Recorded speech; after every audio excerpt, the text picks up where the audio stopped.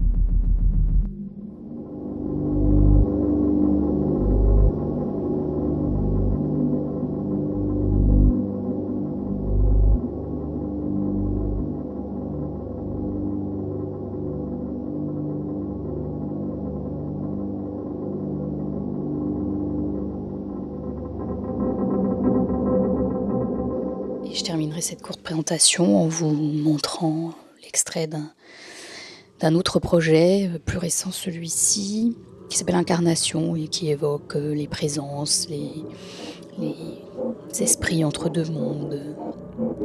Voilà, je vous laisse découvrir l'extrait. Une fois les plaies nettoyées à l'eau claire des cascades, une fois les plaies nettoyées à l'eau claire, jaillit d'un chant puissant, jaillit d'un chant puissant, jaillit d'un chant puissant.